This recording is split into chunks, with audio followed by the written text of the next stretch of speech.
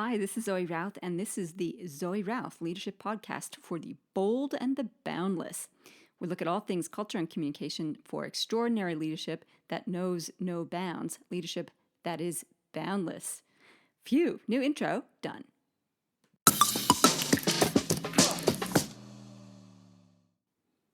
Well, it's my first podcast, solocast, I should say, in a little while because I have been all over the place. A few weeks ago, end of March, we had our third annual unconference. Totally different version to what we've done before. We had it out at a place called Capacamblang, which was this old homestead in the middle of a working farm. So there was like baby goats, very cute, and animals running around and us running around and enjoying our time together over 2 days. I think the insights and connection, when you make the time like that, 2 days is a big ask for people to take out. And yet, when you have the time and space to breathe through the experience and to just chill and to enjoy being by the river, being out in a rural setting is quite extraordinary. So I came away refreshed and energized by it. And I actually found it quite a lot easier than one-day events because you don't have to rush through things and you can take your time to get to know people and spend time with them. So that was the unconference. Shot off to New Zealand, where I had a business retreat for a week, a whole delicious week in Queenstown, which is a stunning part of New Zealand in the South Island, and in company of 24 other thought leaders from the business community there. And we spent 3 days together, chilling out, eating beautiful food, having wonderful adventures, and really connecting. And this is the important thing. When you're a leader, you need a cohort of peers to support you, to be with you, just to download with and just to be friends with. So this is what this community did or does for me. And I feel it's such a privilege to be part of it. Aside from that, stunning views and company of other people. It was great. It was a lovely break. And then I sprung off straight from that up through Queensland and Northern Territory with a client. I was booked to do a series of management fundamental workshops for all of the station hands, I should say the station managers and the stock hand managers. So the frontline managers, essentially. And I flew through the outback from station to station, doing these little mini workshops for them, helping them develop their communication and interpersonal skills when it comes to management and leadership. And what I loved about that, because I've never been on a cattle station before, is a couple things, is how hard those people work. Their breakfast is at 5:30, they're out the door by 6, they work right through until the job's done. Sometimes that means stopping for dinner at 7:30, sometimes it means staying out in the field, camping out in a swag, and dealing with the cattle when you're out there. So it's long days for a long year in hot weather, really hot weather. And yet the little stations are like an oasis. They're well tended. The gardeners are one of the most important staff members out on station, as well as the cooks, because these two roles are integral to creating a lifestyle that is livable and manageable. So these little cattle stations had these where the buildings were, where people slept, and they had their social club and so on.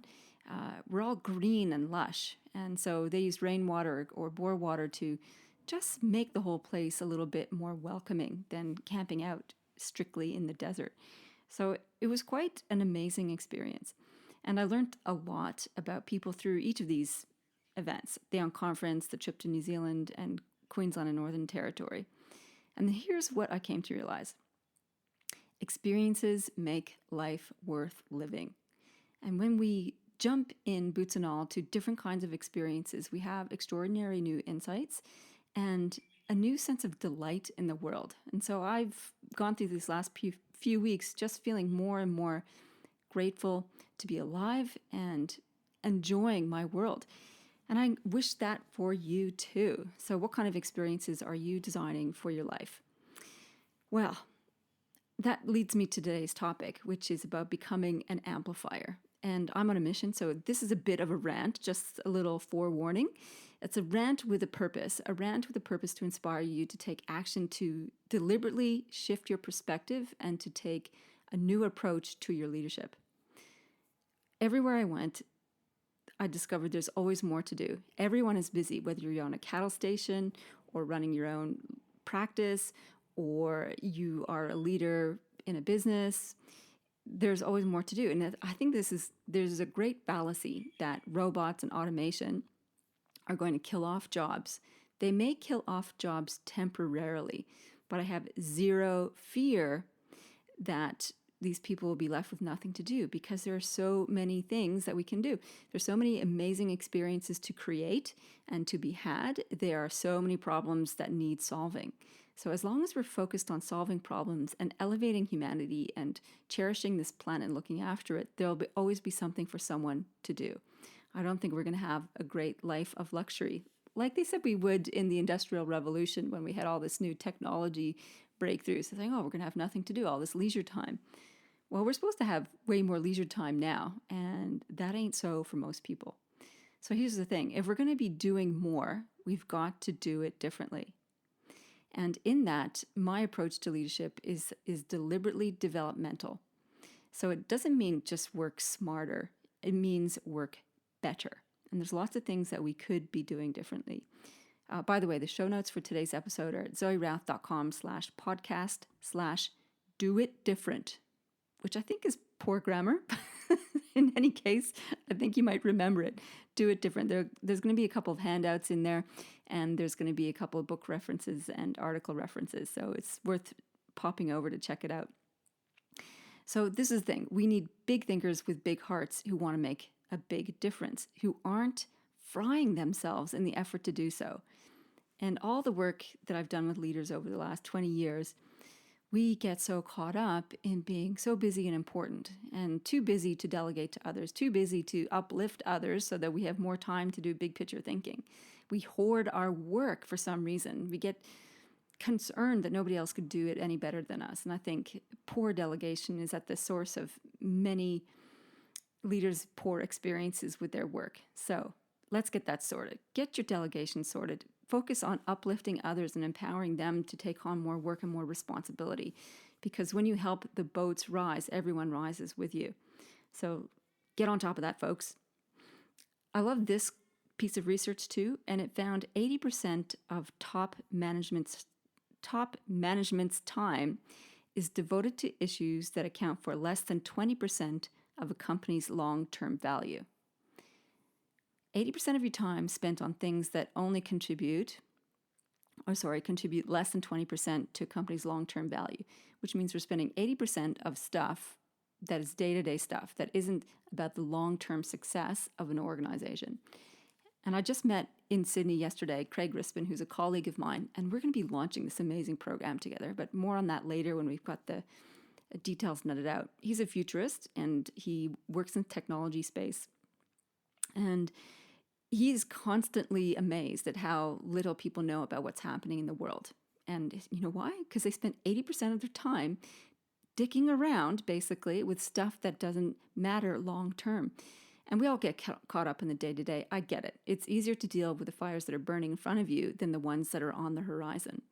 And yet, if we're going to make a long-term impact, if we're going to solve the issues that are facing us on this planet right now, then we need to get our head out of our butts and do something strategic. We need to do some strategic thinking. We need to know what the hell is going on in the world and have a plan to address it and to deal with it.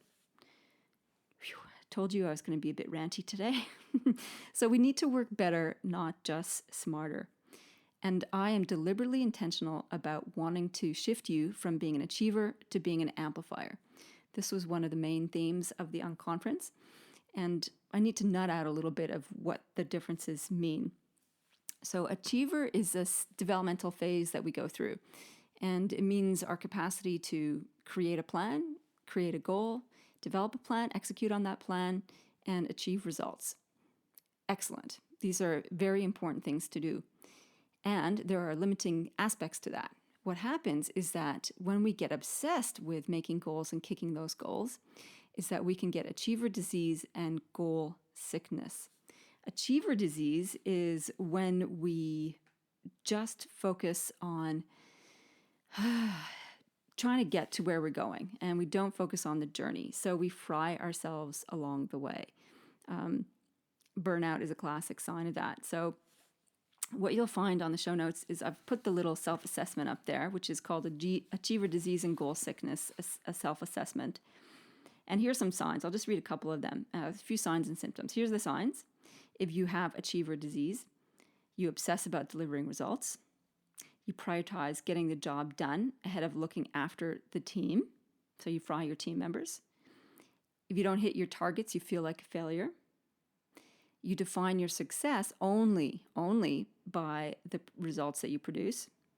You push yourself hard every day, even on weekends. I know, I've been guilty of this too. And this is the thing, I'm training for a half marathon right now. And the other day when I was doing, it was on Tuesday afternoon, I was doing these sprint training. And you go hard in 3-minute intervals and then back off and rest for 3 minutes. And the temptation is like, oh, I got to keep running between the 3-minute intervals. And it occurred to me, all the sensible physical training advice is the stretch and growth of your body actually comes during the rest phase. Yeah, you have to exert yourself, but all of that only gets capitalized on during the rest phase. So you can't just do push activity and then back off activity. It's like push and rest. And this is one of the core premises that's really important if we're going to make the shift from achiever to amplifier, is to know that there is a balance between doing and being. It's not just doing and it's not just being, it's doing and being. It kind of oscillates between the two, kind of like breathing in and breathing out. You need a balance of the two. If you breathe too much in, guess what happens? You get lightheaded. And if you don't breathe out enough, if you breathe out too much, you don't get enough oxygen. So breathing in, breathing out is a polarity that needs to be balanced. So does doing and being. I was having a conversation with a client earlier this week, or last week, I think it was. And she's saying, she's sick of doing. she's had achiever disease and she's over it. She's kind of reached threshold on this. And this is a classic sign that you've reached achiever disease, is that you're like, is this it? Is this what life is about? Just pushing myself hard to kick some goals? That sucks. There must be something different. And we discover the joy of beingness at that point. And so we tend to reject the doingness when we become sick of it. But really, it's a balance. We need to be able to flow between the two. And I don't care if you work on weekends, as long as you balance it with rest somewhere else. So whatever works for you, the balance, the flow between the exertion and rest component is really, really important. All right, so where was I? Oh yeah, signs. I answer emails and messages anytime, any day. No comment. I work on weekends and days off. I have a poor diet. And here's a symptom of goal sickness. I will fudge the score or numbers to win a game. Let me just explain what goal sickness is. Goal sickness is that we become so focused on the end result that we start to twist our values a little bit, or other values that are important to us tend to take second place, third place, or get pushed down out of the way in order to achieve that goal. This is goal sickness, and we've seen it in some major scandals recently. The Banking Royal Commission is typical of that, right? So they had all these targets that people needed to achieve. What did they do in order to achieve them? Well, they kind of did some stuff that was dodgy. Because why? Because they had goal sickness. They needed to achieve that result in spite of the cost, no matter what the cost. And we saw that with the Cricket Australia too, in the ball tampering scandal. It was, we need to win. That's the main objective. And it wasn't apparently not win at all costs, but win in spite of or without due consideration of the cost, which means they didn't really have their values lens screwed on tight. And this is the risk of goal sickness, is that we can let our values go that are important to us for the sake of this one thing, getting the result. And we're all subject to that. If you've ever kind of cheated playing a game, this is a short symptom of goal sickness. So that's why that's in there. You know, you'll fudge the score numbers to win a game or to get your results or hit your targets. All right, some symptoms, and you know all these ones before, you've heard them before. Symptoms of achiever disease: trouble sleeping, chronically wired and tired, using caffeine to wake yourself up, using alcohol to chill yourself out, high blood pressure, hard to relax, hard to sit and just chill, sick often, frequently throughout the year, you feel worn out, you worry a lot about work, and you have a really poor digestion. So, achiever disease and goal sickness. If this is you or any of that resonates, you can download the self-assessment on the show notes page. What did I call that? Oh yeah, zoerouth.com/podcast/do-it-different. Okay, so we understand that achiever has got some drawbacks. Now, there's some really healthy aspects of achiever. The capacity to set a plan, execute it, and be driven is really important. What we need to do is make sure that we've got the healthy version of achiever, all the healthy bits with us, before we move to amplifier. And we want to avoid all the pitfalls of achiever. Amplifier is when we look beyond us. And I think a great metaphor for this actually is thinking about producing a movie. And in producing a movie, there's a couple key roles. There is the actors, like the talent.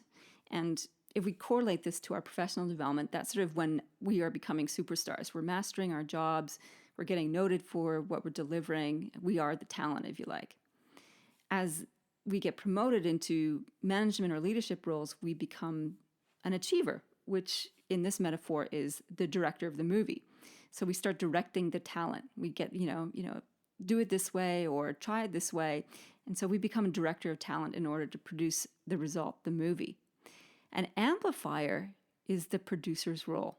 So they oversee everything. The director and the talent are actually producing something, but the producer is the one that gets the message out. They're the ones who take that movie, the finished product, and spread it as far and wide as possible. And if we're considering the difference between achiever and amplifier, it's like, how big of a difference can we make? How can we produce results that impact more than just our immediate team, more than just our immediate organization? How can we get things out into the world in a bigger and more meaningful way? So as amplifiers, we want to amplify three things. Message.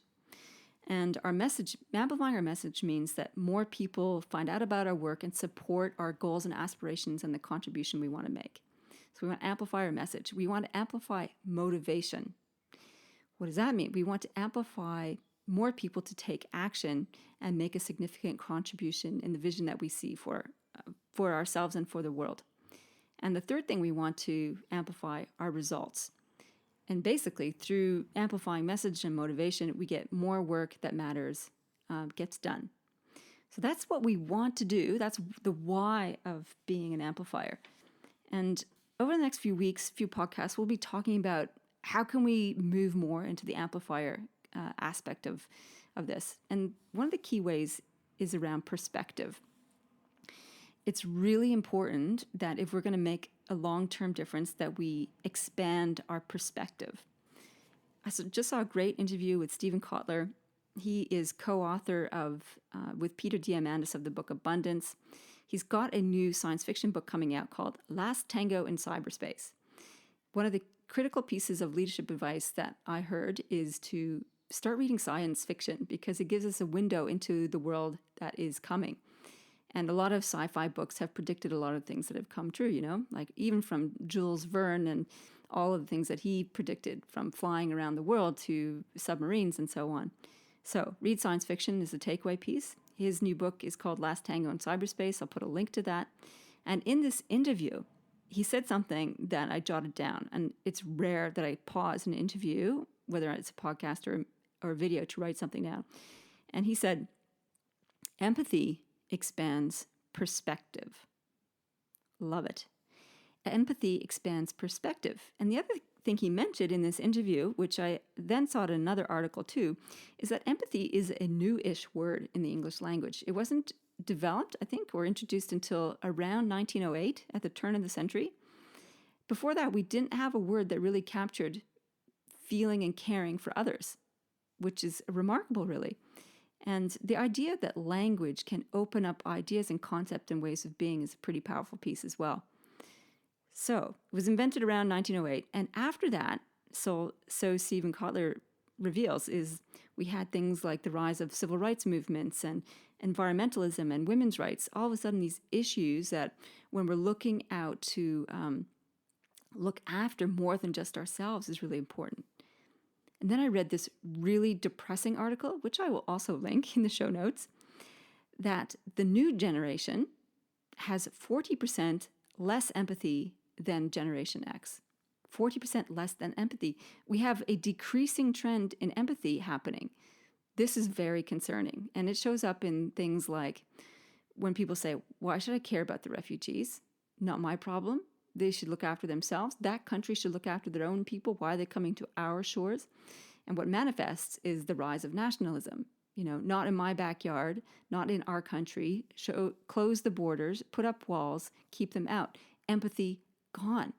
And we know why that has emerged, where people experience significant personal and financial and economic loss because of changing circumstances, because they didn't do the big picture thinking that was required to look at what was on the horizon, and all these industries collapsed and all of a sudden people are out of work. This is real stuff. I'm not making it up.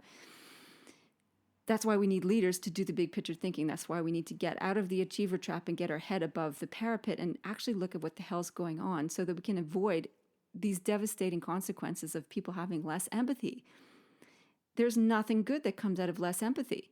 The fact that we will sacrifice others and push them back at borders when they're starving, when they're hungry, when they're being shot at in their homeland, this is not the kind of humanity that I wish to see in the world. So this is a clarion call for you, listener, podcast listener, leader, to step up and to start expanding who you are and how you are in the world so that we can get back on track and start creating better futures for everyone, not just for the chosen few. This kind of came to a head also this week, looking at some stupid social media posts on the Notre Dame event. Beautiful old church, almost 1,000 years old, very symbolic building for religious people, but also for the French, and also what a tribute to human creativity and design, like a beautiful building. Burnt, terrible. I was very sad as well as many others. And then some others decided they would take to social media saying, yeah, it's a built structure. What about the environment? What about this? And the Catholic Church was miserable to lots of people. And I thought, oh my goodness, this is not an opportunity to just push your own wheelbarrow and to decry the appreciation for something that was manifestly beautiful in the world, regardless of religious background or purpose of the building or whatever. And I thought, there's that lack of empathy thing happening again. Who do we think we are that we could just sit down and cry each other down like that? And I realize as I'm saying that, that's a little bit of an irony. Here I am crying other people down for crying other people down. So I need to get off my high horse too and find a place of empathy in that. And at the same time going, we can do better. We can do better than criticizing each other. We can do better than insulting each other. We can do better by being empathetic. We can be better by being compassionate people. And we can be better by doing businesses that encourage the upliftment of all. Right. Okay, so I just need to calm down. Getting really wound up about this because it's really important. So here's your first exercise in shifting to being an amplifier. And we want to work on your perspective because perspective is powerful and it is the key to everything. When we can expand our perspective, we can get more empathy. Or as Stephen Kotler says, empathy expands our perspective. I think the converse is true. If we can expand our perspective, then we can have insight into other people's lives and empathy is created there. So try this on for size. Try taking the perspective of an ant. Just use your imagination and being an ant. Imagine wandering around the grass in the world as an ant. And what does your world mean to you as an ant? Then imagine yourself as a chicken. What does the world look like to you as a chicken? My chickens are over at my in-laws at the moment because we've had a new back fence put up. And they are at chicken boot camp, or summer camp, not boot camp, chicken summer camp for a little while until we get a new chicken coop for them. So all of a sudden they've been plucked from their usual backyard where they've been for 8 years and put in another backyard. Can you imagine being a chicken and just being put in a box, driven 10 minutes down the road, and all of a sudden you're in a completely different world with new humans, new sounds, new plants? Anyway, try that on for size. Try being a chicken. Not being a chicken. Well, you could if you want. That would be funny. Cluck, cluck, cluck. Try using your imagination to live the life of a chicken. Try this one. try imagining life as an ancient Roman. And what does that do for you? What was life like back then? What kinds of concerns and struggles and day-to-day issues would you have had? And now, knowing the fate of the Roman Empire and its impact across time and across civilization, what kind of perspective can you have then? And then try this. Try having the perspective of an astronaut. It's quite a remarkable thing. There's stories as astronauts go into space and get a unique view of the planet Earth from space. Many of them come back with very transformed perspectives about the planet and become vocal advocates for environmental issues and have shifted in their empathy for many different things. And I think that's a wonderful thing, because when you zoom out and you see how beautiful it is and how precious it is and how interconnected and interwoven everything is, you can't help but have more empathy. And the whole idea of not in my backyard and stay out of our country doesn't seem to make sense when you see sandstorms roll over the globe, or when you see big, massive patterns of weather. You go, it doesn't make sense. We're all one world. So, yep, play with perspective. And if you want to get real with this and you want to come and play with some other big picture thinkers who are putting into action their big plans and moving on being amplifiers, and you want some accountability and some structure for that, you can join my Amplifiers program. It's launching on May 3rd. I'll put some detail on the show notes page. We are going to be operating out of Canberra, and we're looking to probably expand having groups in Sydney and Brisbane as well. So if that's you and you're keen, send me an email, zoe@innercompass.com.au. I can talk you through some of the detail, answer your questions, and so on. Right.